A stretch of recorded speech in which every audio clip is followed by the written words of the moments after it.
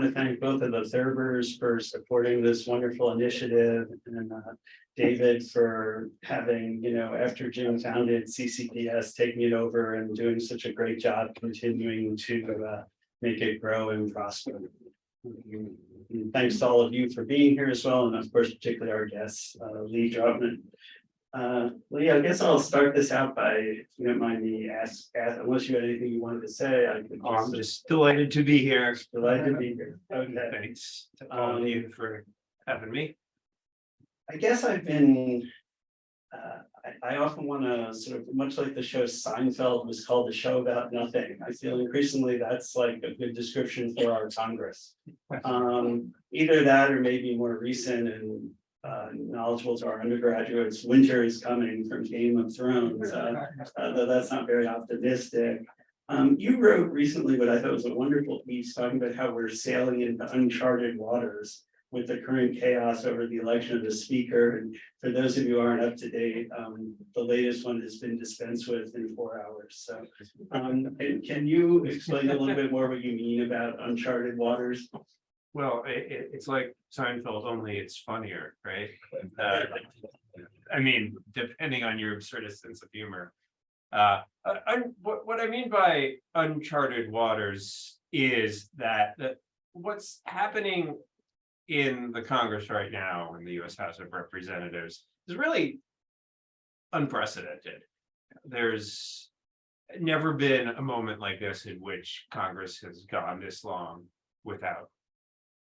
Are you? I'm sorry, we have trouble hearing. Oh, is this mic not on? Oh, Yeah, the left button, if you push the mute button, if you push it and hold it, it'll turn it green. oh, hey, all right. Is I it mean, working? is it working? Yeah. Yeah. All right, thank you. All right, so disregard what I said before. We'll start afresh. This moment is really nothing like this has happened before. That Congress, the House of Representatives, has deposed a speaker and gone this long without finding a replacement. And it's not just that. There are a bunch of other trends that have been growing to a point where we're just in a very different environment. Republican Party has become an extremely far-right party, is measured by voting scores as well as other metrics, unprecedentedly far-right. The divide between the parties has grown to a gap never seen before. The share of moderates in Congress has dwindled to really nothing, although some people now claim to be moderates in a space with not much moderation. I guess it's what passes for moderation these days. The share of districts in this country that are competitive has dwindled to probably its lowest level ever. Less than 1 in 10 districts were competitive in 2022 between the two parties. So you have two parties that are really composed almost entirely of safe congressional district seats. That's distinct. And the other thing that's interesting when you look at the data over time is that the Republican Party has actually become a little bit more internally divided, even as it has gone quite a bit to the right. And obviously we're seeing that in real life, which is sometimes more telling than the data can be. But there's one other moment that I think comes close to this moment. In 1910, there was a group of insurgent Republicans who organized to depose a very powerful speaker, then Joseph Cannon. And they did so in a way that is quite, actually, I think, somewhat different than today, in that they organized, and they were very organized, and they organized for a few years, and they worked with Democrats. And they had clear policy demands. They were progressive Republicans. And politics was also a lot less nationalized than it is today.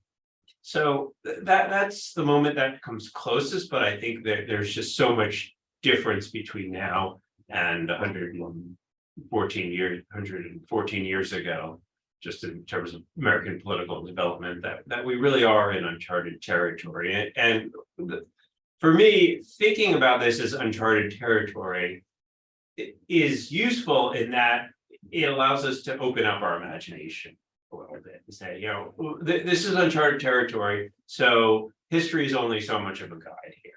We should think creatively about how we organize our legislative institution in the 21st century with nationalized politics, given the diversity of this country.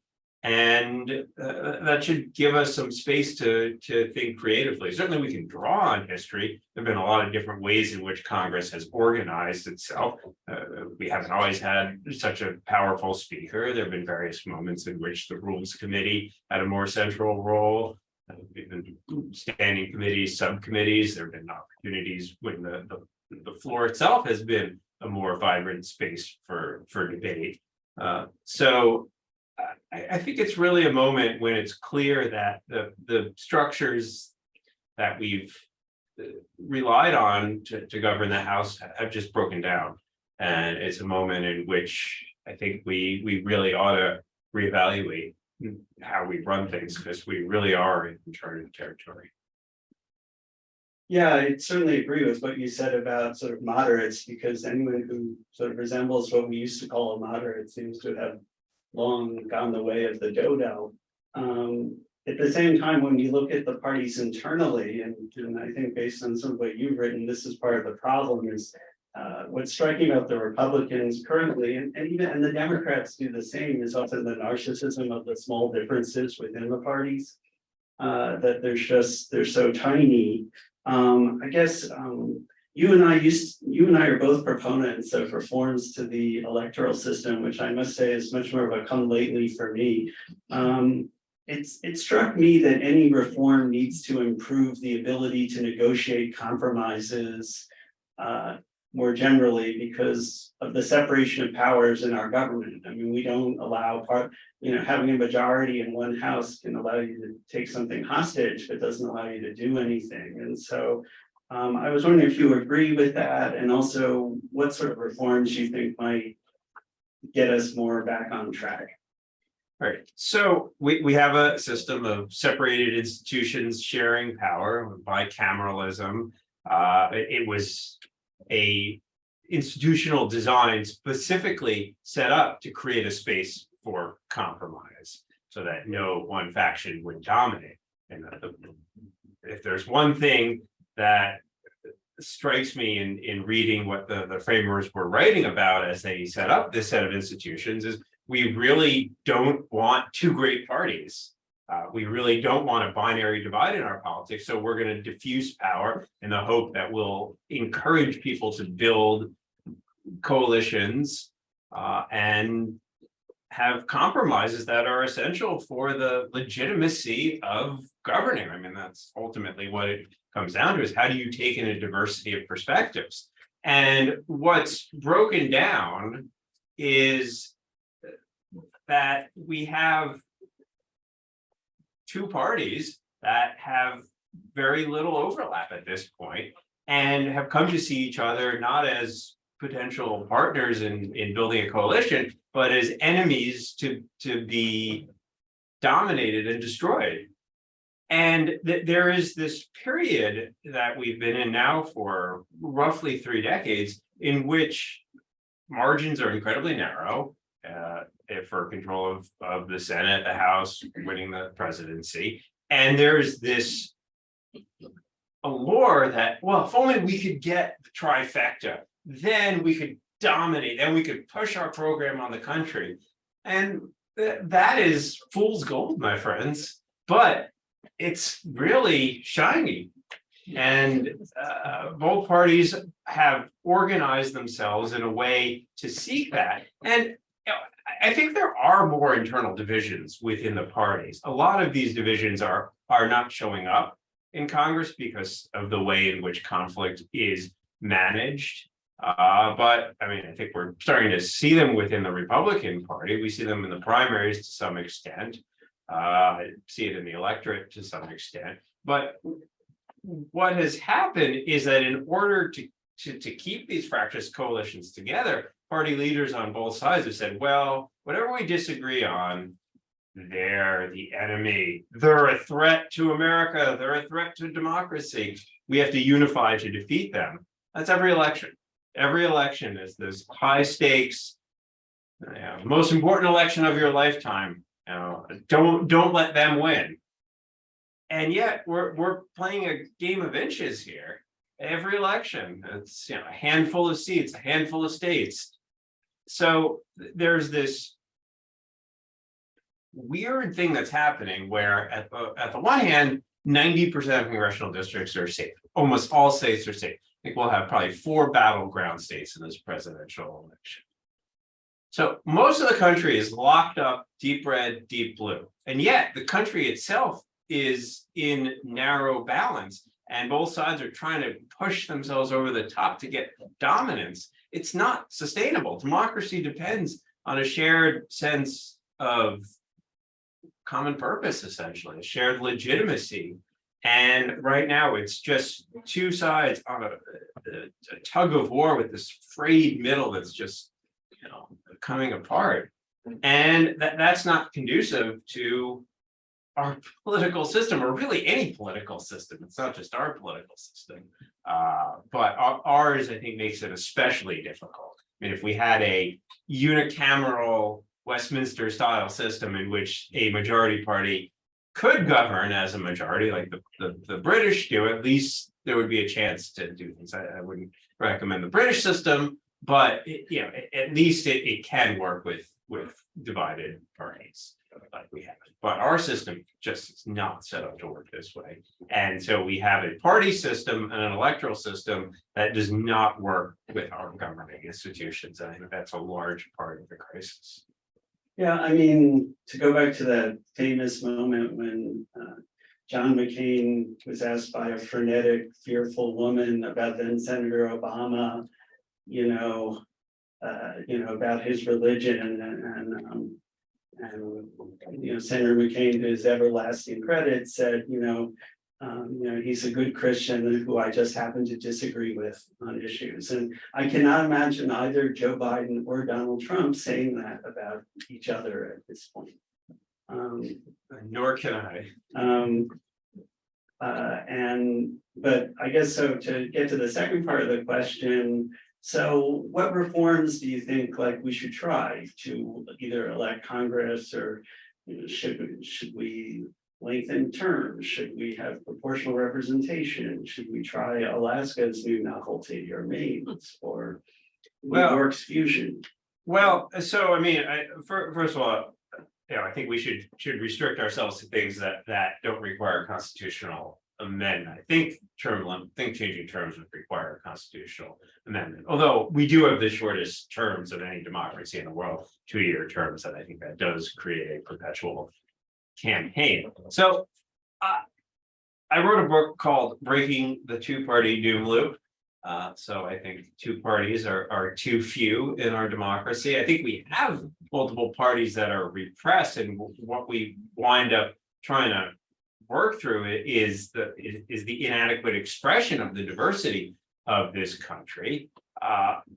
We have a system in which moderates have been forced out of the parties, but there are a lot of voters who would like more moderate parties.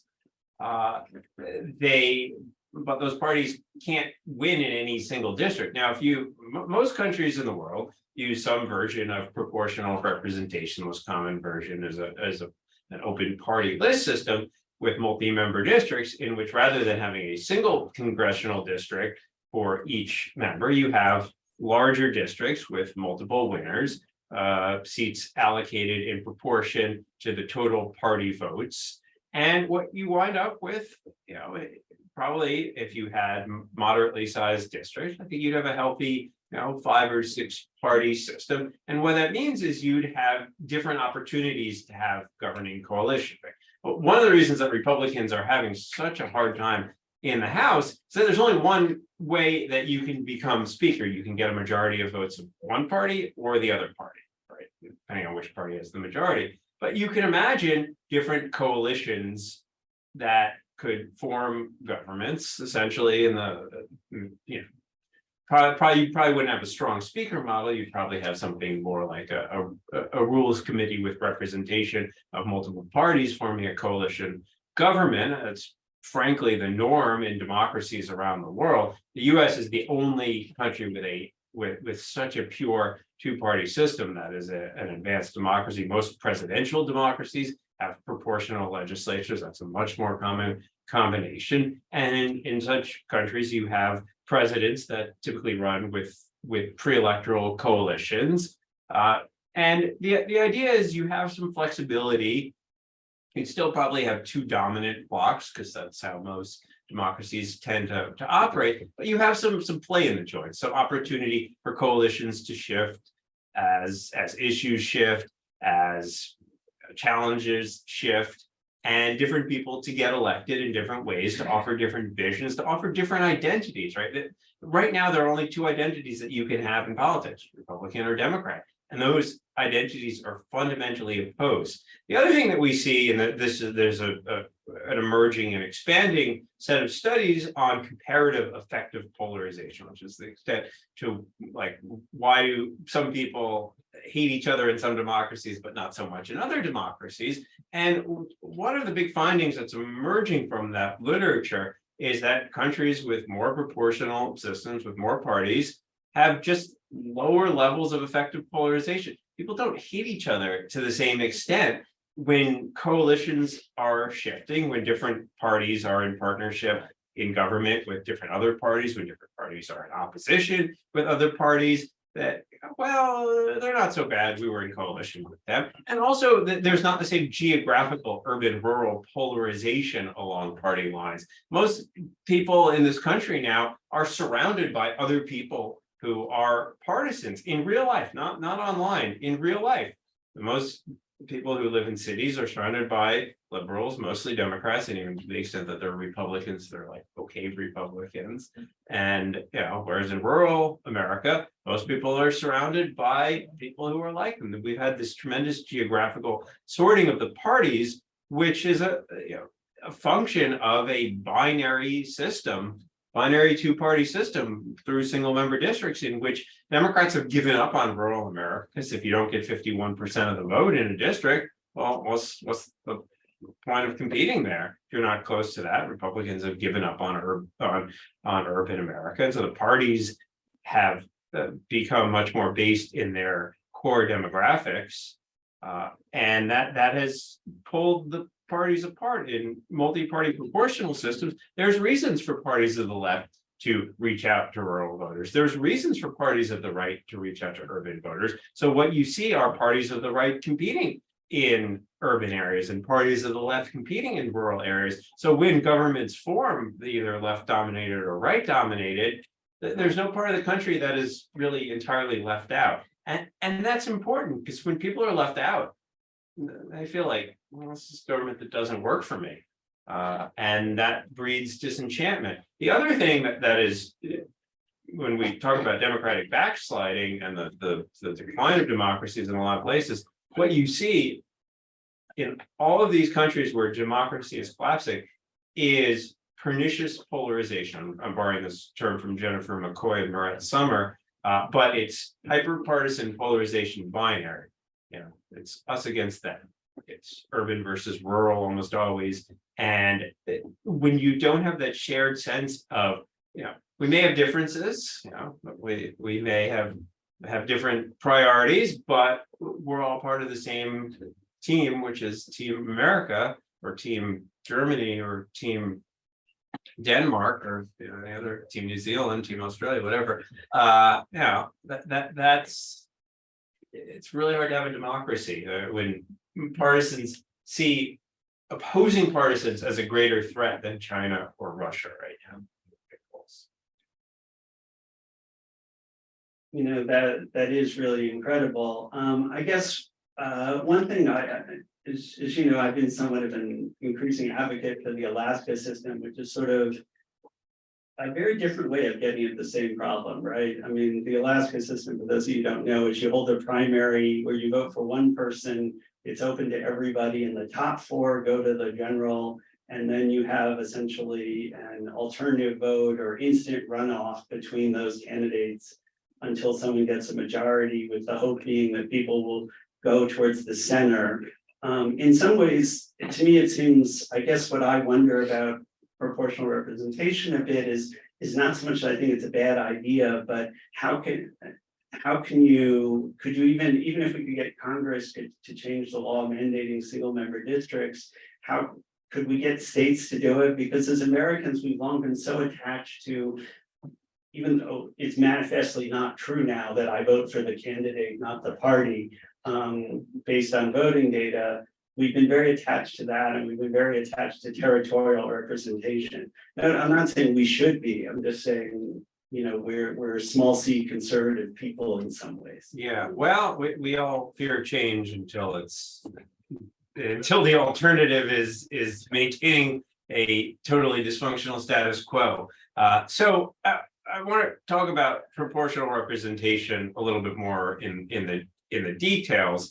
And the system of, I mean, there are a bunch of forms of proportional representation, and every country does its own form. I think the version that would make most sense for the United States is actually the most commonly used version, which is an open list system in which parties put forward lists of candidates, and then voters can choose among those lists. So people get some connection to a candidate that they voted for. And frankly, when you look comparatively, open list systems do foster connections between individuals and their representatives, because what happens in a, say, a 5-member district, different members are going to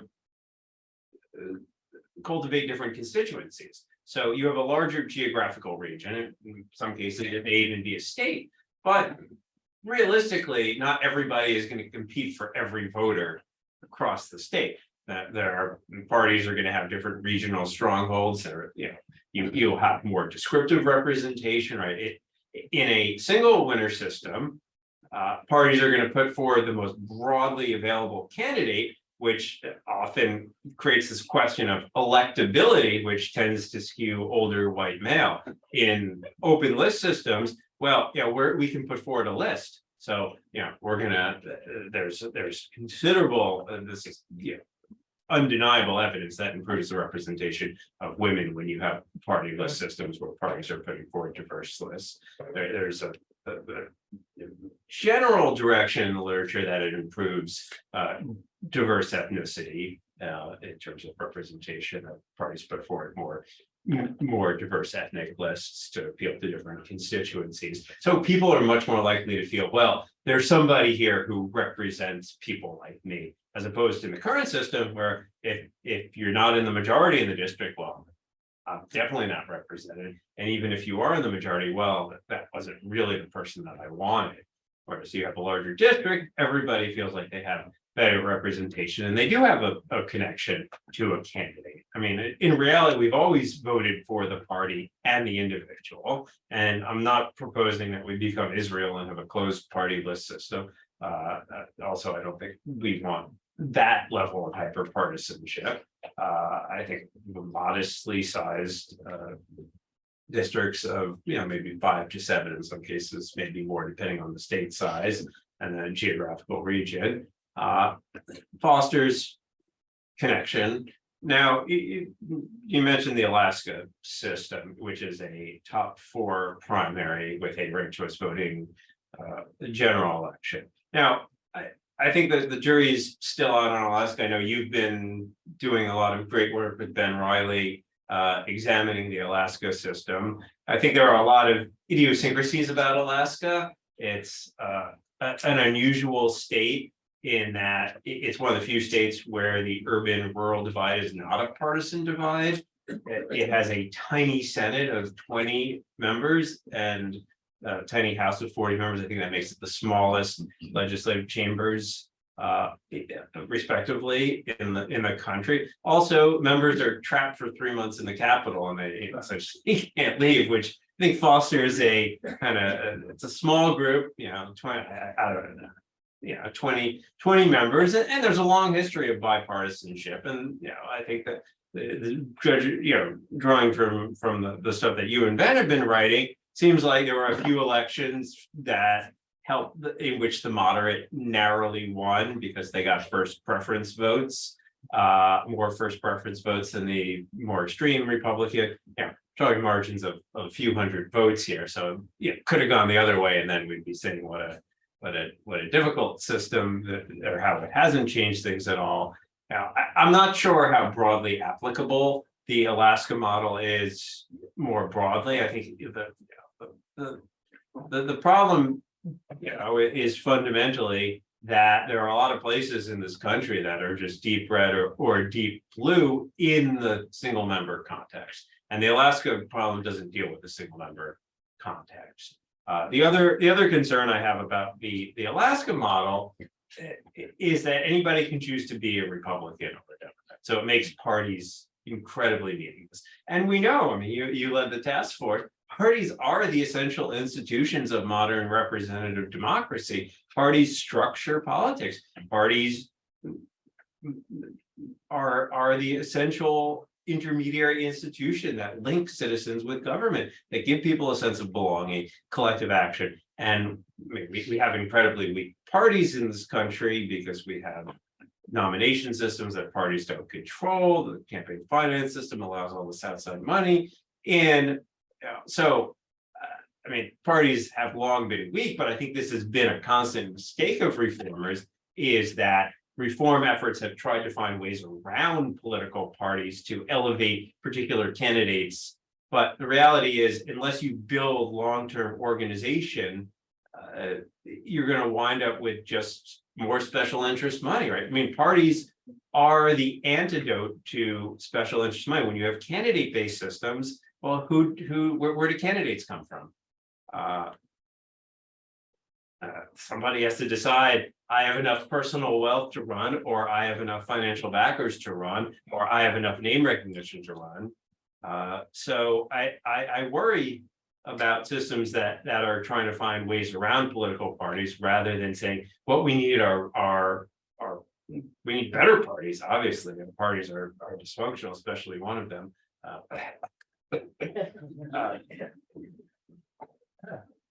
Sorry, that's something frog in my throat. I'm not sure if you're joking or not at this point. So you're joking about which party it was. No, I was. Okay. I've always been the gullible guy, which is, I guess, why I'm a professor. Sorry, sometimes my humor is too. Could be worse. You could be like me, who, though I'm not a dad, tells dad jokes. So I am a dad. I guess what's to me sort of interesting is that about our, I take what you say about parties, but what's interesting is our parties used to be such diverse grab bag interests. And what's sort of bizarre is that the coalitions of our two polarized parties are truly bizarre linkages of people at this point, almost. If you like, the Democrats is a union of educated and wealthy whites with blacks, Latinos, and Asians to a point.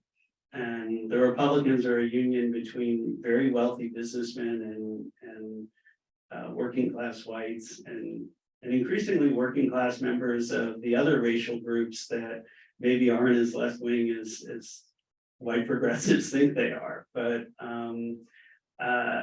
so I sort of, and I guess what I was trying to get to is that I'm wondering if these partisan identities, which we talk about being so strong, if there may be, and I'm sort of previewing maybe my next work actually with Ben, which is that these identities are illusory.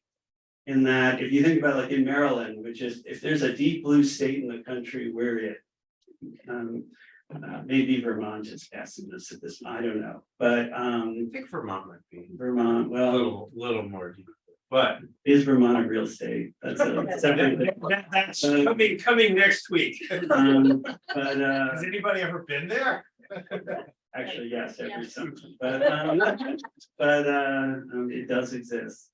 And it's a very interesting place. But anyway, Maryland, what I found, the anecdote I was going to tell is that we had sort of Larry Hogan, who was much more of a meat and potatoes Republican, and actually still pretty much a conservative, but not not remotely on the Trump train. And he probably moderated a bit because, well, Maryland, but when he was running against, a far left Democrat, Ben Jealous, for re-election, Hogan annihilated him. And I think that's precisely because for once, the sort of center left Democrats had a place to go. So Montgomery County, which cast like 18% of its votes for Trump, 45% of us voted for Larry Hogan. And so I'm just wondering that if maybe, I guess one of the advantages potentially of the Alaska system is loosening kind of the constraints that the parties, place. PR would do that as well, though there's the same question about getting out of dualities, right? Because if we're still so vested in these identities, will other parties arrive, or will they be just as personalistic? I mean, I think to some extent, these are illusory identities, but they are so central to how politics appears to us, right? I mean, every election is Democrat versus Republican. And I think if we had a multi-party system, you'd see the Democratic Party split into 2 or 3, the Republican Party split into 2 or 3. But actually, we talk about Vermont, and they have a very popular Republican governor. It's like a Jim Jeffords Republican. But it's interesting. Maryland and Massachusetts were states that had moderate Republican governors, and now they don't. And I'm not sure we'll see another moderate Republican governor in either of those states, because I think Larry Hogan and Charlie Baker represented sort of lingering residual moderate Republicanism that has largely disappeared from the Republican parties, even in those states. I mean, but to the point about governors are sort of unusual, that there are still a few, governors who are opposing the predominant party in the state. And I think there is an element in those states where if you're running for a statewide office, you're not tied to which party is going to control Congress. And so a lot of the voting for Senate, for House, people, I've talked to a lot of moderate Democrats who are running in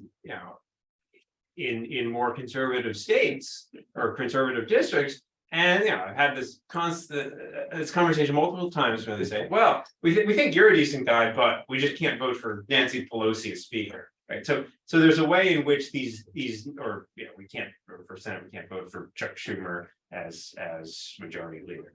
Right. So there's a way in which, because our politics are so nationalized and people really care what party controls Congress, they're not voting for the individual. But at a state level, well, Larry Hogan, he'll be a check on the way too liberal state legislature, and he's a decent guy. He's his own person. He's not tied to the national party in the same way.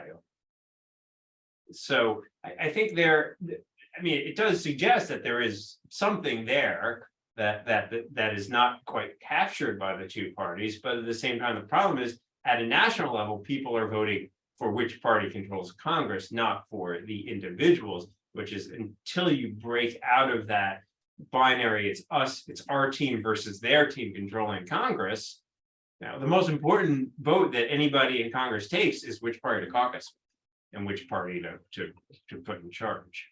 I guess that may be our signal. Time for one more, Dave, or you want me to? That or somebody's phone for a friend. This would be a time to transition if you're comfortable with it. Yeah, why don't we, I'm a professor, it's good to cut me off at some point. Why don't we let people here ask Lee some good questions?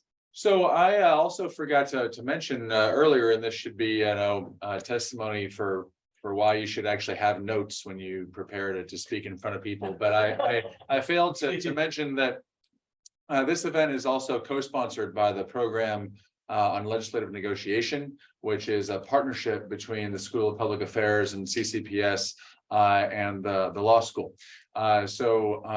Bettina Poirier, who's the director of that program, is here somewhere. Where are you, Bettina? And I wanted to give you an opportunity, if you wanted to pose the first question. You don't have to. I'm kind of putting you on the spot here, but if you want to, would you like to ask the first question? Sure. Okay. I think the creative ideas for getting us into a new place make a lot of sense because we need a new place to go. But I was wondering, Lee, what you think about how we get them there from here, sort of in light of where we are now with the sort of problems with the norms being destroyed and the sort of intensity of the system that we're working in. How do you get people who are holding on sort of white knuckle power to say, yeah, let's try something new? I just wonder about your thinking about the niche. Yeah, I thought a lot about that, and thank you for the question. Yeah, when I think about the history of democracy reform, both within the US and in other countries, there doesn't happen very often, but there are these occasional moments in which the rules of the game shift quite dramatically. And each one is different in its own way, but there are certain similarities. And the basic similarities are that there are these moments in which you have these incredible levels of public dissatisfaction and a sense of the system is falling apart. So there's this demand for reform. And I think we're starting to see this in the US. There's more and more interest in electoral reform. And there are politicians who say, you know what? Actually, you're right. This system is broken. And we actually want it to work. I mean, you talk to any member of Congress right now. Is this place working? Look at you. What are you, some kind of comedian here? Yeah, it's totally broken. Now, I think some people are holding on to power, but power for what, right? I think and the other thing, and I think this is somewhat consistent with the changes in particularly electoral system reform. I think that there's a whole interesting history about why Western Europe adopted proportional representation in the first 2 decades of the 20th century. And there are sort of two main views on this. One is that the liberals were afraid of the socialists taking over, and they saw socialists rising, and they said, you know what? If the socialists take over, then we're going to have no power. This is sort of the urban liberals. And I think there's something of that dynamic happening on the political right here, and I think we're seeing that in much more clarity in the last few weeks. Is that in this analogy, the MAGA people are the socialists, and the liberals are the remaining rational governance folks in the House, and the Associated Press saying, look, we're an endangered species here. We need to ensure that we have a chance to continue to get elected, because in a single winner majority system, we may be booted out. But in a proportional system, if we're 20% of the electorate, we can be 20% of the representatives. And actually, we will hold all the power in a sense, because we'll be the fulcrum group. So there's some element of that. And then the other element that drove a lot of the reforms in Western Europe in the first 2 decades of the 20th century was just an inherent sense of uncertainty and wild swings. And we have something of that here, which is that in any election, Congress could shift, the whole trifecta could shift from one side to the other. And this creates this sort of back and forth extreme swings, which is kind of scary. And in some ways, proportional representation, it's kind of a détente. It says, either we're going to have a center left government or a center right government, most of the time.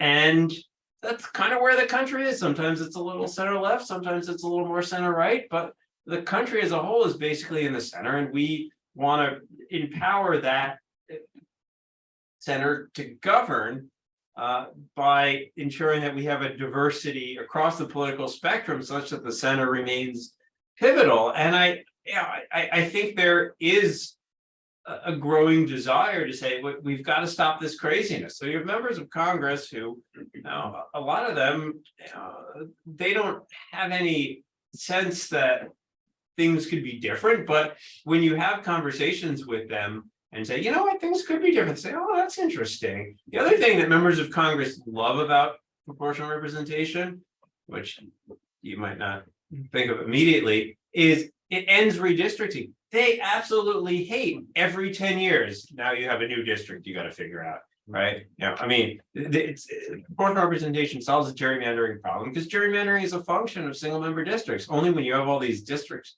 where you can move the lines around. And frankly, it's not the voters who are deciding the next congressional election. It's the courts. There are like 15 states where it's the courts who are going to basically decide which map gets passed.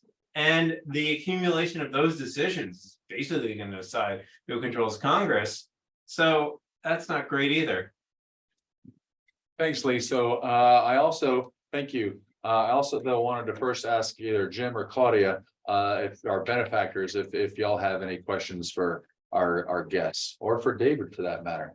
Again, not to put you on. Sure, I guess, Okay. it seems to me that we represent a lot of diversity within both parties throughout the United States because we have self-recruitment. We do not have a major party controlling recruitment. I come from the state of Washington, Oregon. Eastern Washington and Western Washington are very different. Democrats and Republicans are very different. They come to Congress, and we're talking about major party votes, but there's a lot of coalitions below that on different kinds of policies. So, you know, the concept of different policies drive different coalitions. Yes. How does that work in our system right now, if we get a speaker? If I mean, that is there is still this secret Congress where a lot of bipartisan deals get struck on issues that are not of interest to the national media. So, but just don't talk about it because then the national media gets involved and suddenly the parties have to take positions and start opposing each other. So, I mean, Like the infrastructure bill? yeah. Right, like it becomes a national issue, and I mean, everybody agrees on infrastructure, and all these Republicans are saying, "Oh, look at all this money I brought to the district from this bill I opposed because the Democrats have a victory." So, I mean, it is functional at this sub rosa level, but it means that we don't address a lot of the most pressing challenges. So you can have a sort of distributive politics on issues in which, you know, nobody other than a limited number of people who are in a sort of narrow community care about. So, I mean, you know, it would probably come as a surprise to most people who follow Congress that Congress actually passes a fair number of bills that are really boring to people who don't care about those bills.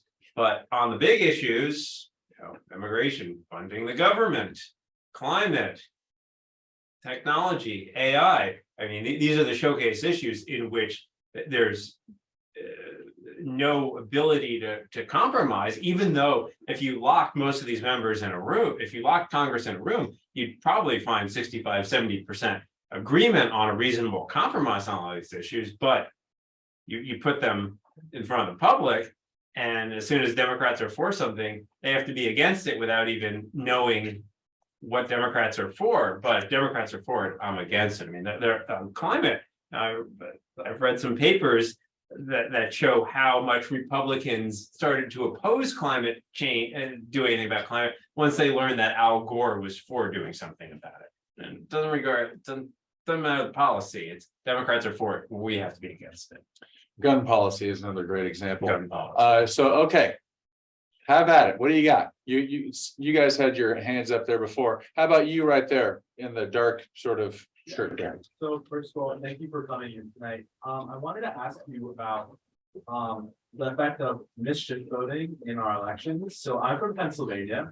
The effect of what? Mischief voting. Mischief voting. What, how do you describe that? So to me, I'll kind of define it by example. So I'm from Pennsylvania, and last year we had a really interesting governor election in which a lot of we didn't have a really competitive Democratic primary, but on the Republican side it was really competitive. So a lot of Democrats that I knew quickly switched their political affiliation to vote for Doug Mastriano in order to help then Attorney General Josh Shapiro in the general. So I guess I just wanted to ask, is this a form of hurtful polarization in our nation? And do you think open primaries can kind of aid that polarization? Yeah, I mean, this is a lot of people are talking about, oh, open primaries are gonna be so great because we're gonna have these reasonable independents. But you know, the flip side of open primaries is you have this you know, party, yeah, whatever. I didn't heard it called that, but sorry, Mischief voting. mischief voting. Yes, that's a more polite term for what I've heard it called. Yeah, right. So I mean, and I mean, the idea of open primaries is sort of weird to me when you think about like the fundamental thing that parties should do is should have control over who their nominees are. I mean, that's one of the most important functions that parties have is this vetting function. I mean, you wouldn't let the Dallas Cowboy fans choose who the Washington Commanders make as their draft pick. Might improve. Maybe. But yeah.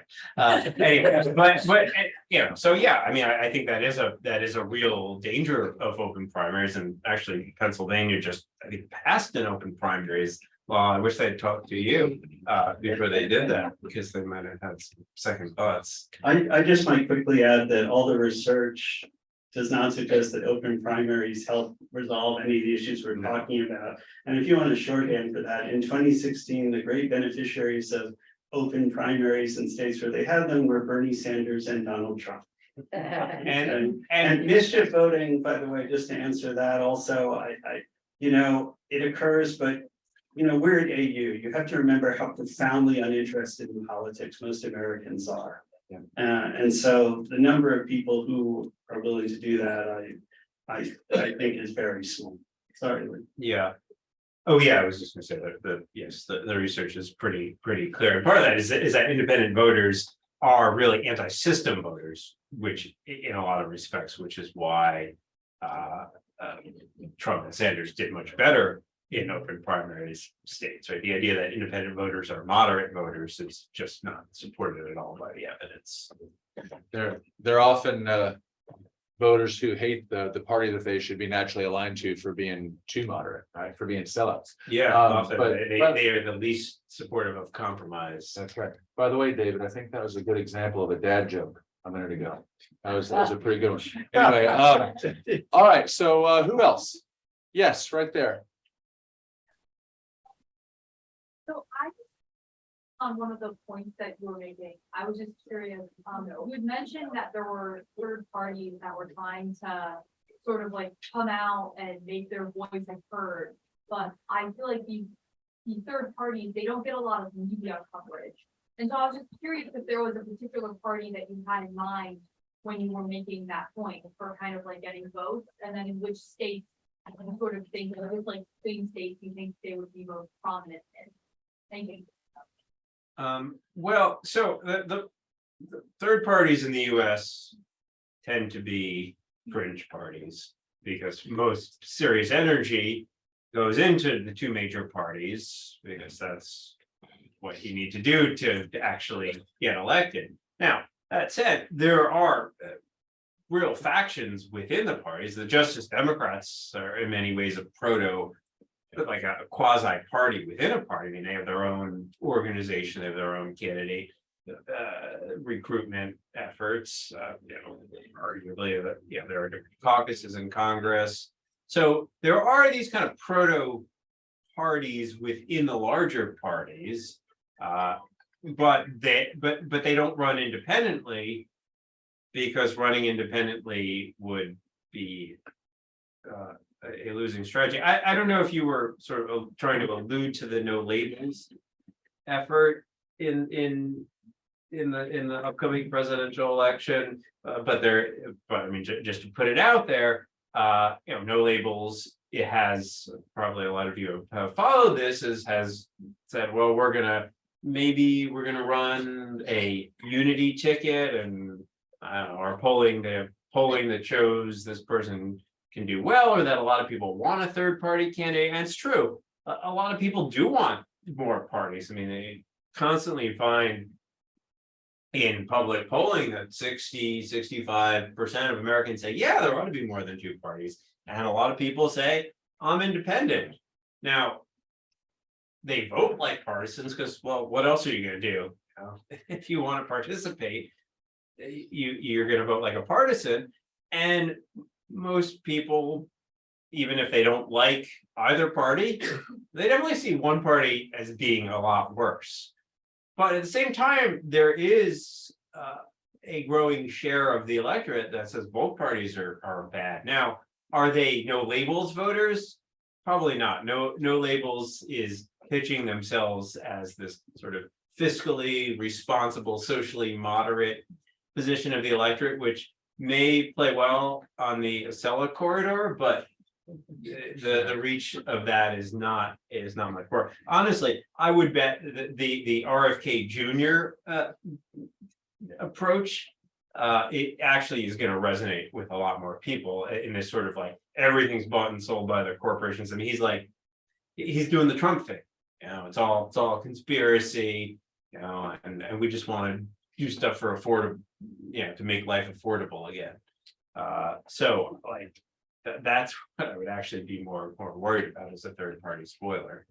But I think a good example of a third party that does not exist now, but probably would immediately under your system and be pretty strong, you alluded to this earlier, are the non-MAGA conservative Republicans, right? Yeah. Liz Cheney types, who currently don't have a home. Yeah. But, okay, yes. It seems clear to me, at least, that over the past couple of decades, technology and the media, particularly social media, have had a pretty dramatic impact on fostering the environment of polarization and inflammation that we're experiencing. But do you feel that there is a proper role or a constructive role that government could play in managing this sort of impact that social media has, and technology in general, with things like AI coming on us hard, the opportunity for misinformation and disinformation, I think, has got immense consequences for the country. Yeah, I mean, it certainly is. It is potentially quite terrifying. Now, there's a couple of ways I think about this question. I tend to think that social media is an accelerator of division, but it's not a core driver of it. I mean, social media has expanded everywhere and across Western democracies, and yet the US is uniquely polarized and divided. So to some extent, a lot of studies on like why do people share misinformation and disinformation and respond to it. It's because actually they want that there's in our divided hyper-partisan politics, people actually crave this stuff. It's a demand side problem more than it is a supply side problem. At the same time, I take the supply side concerns seriously. And I think part of the challenge in this moment is that there's a lot of people who are going on social media, not as truth seekers, but as either people who are trying to make money or people who are just out there to express an opinion and to fight. And I think that the challenge is how do you think about platforms as either just places where people cheerlead and that's okay, versus places where people seek the truth. And what's changed is that they're whatever exclusivity the old media model had, the people who were in charge of it were fundamentally concerned with truth. Like they didn't always get it right, but they were trying to seek the truth. Now it's hard to tell who's out there seeking the truth and who's not seeking the truth. And I think there has to be some role of regulation in separating those things out. I've been thinking a little bit more about this concept of militant democracy, which is a concept that was more in vogue in the post-war period, in which a lot of countries, including the US, said, but we just went through some real threats to democracy and ways in which our media technology were tremendously abused. And we need to think about how do we ensure that democracy doesn't cannibalize itself with too much permissive participation. And that's a challenge in a country in which we take free speech very seriously. And I don't think those are easy answers, but I think those are central questions that we do have to work through over the next decade. And we need a political environment that is not so divisive so we can work through them.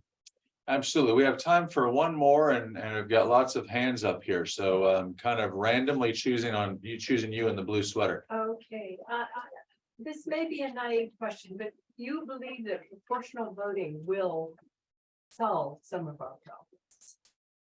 Is that right? Proportional voting. Yes, I think. And how do we get there? I think it will.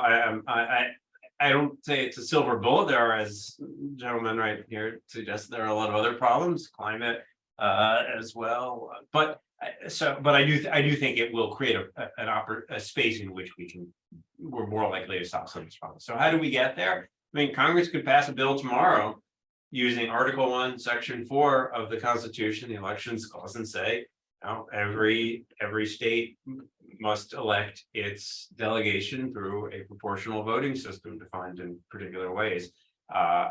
Realistically, I think I co-founded an organization called Fix Our House, which is advocating for proportional representation. We've been having a lot of meetings on the Hill, and there's been a fair amount of uptake and interest in these ideas. There are a number of members who say, yeah, this actually is a pretty good idea, and I can see how it would work for me. The challenge is, how do you get it passed? And one route is you get it passed, the Democrats get a trifecta, and they pass it in a big omnibus democracy bill. I don't think that's the most productive approach, because I think then it would be seen as a Democratic plot and then it would be undermined. Or you start figuring out, how do you work with these whatever 20-25 Republicans in the governing caucus and say, hey, look, now your party is being taken away from you. It's not really your party anymore. You should have your own party, and you should be able, the more people like you should be able to get elected. And Democrats would say, yeah, we actually, that would actually be good. I mean, under this system, like Hakeem Jeffries would be just as likely to be speaker, probably more likely to be speaker. So he should want it. And other Democrats are more likely to have opportunities to govern. There are a lot of progressive Democrats who would love to have their own party. I've talked to a number of folks in the Justice Democrats orbit. They say, we love this idea. Yeah. AOC has said, in any other country, Joe Biden and I would be in a different party. They'd like to run their own case. Centrist Democrats would like to say, you want them to fund the police party? You vote for them. We're the reasonable Democrats, right? They get tagged. So I think it's a matter of just kind of exposing folks to the idea. And I mean, the big challenge is outreach to Republicans. I mean, there are a lot of Republicans who are just like scared of their own shadow right now. And maybe I'm an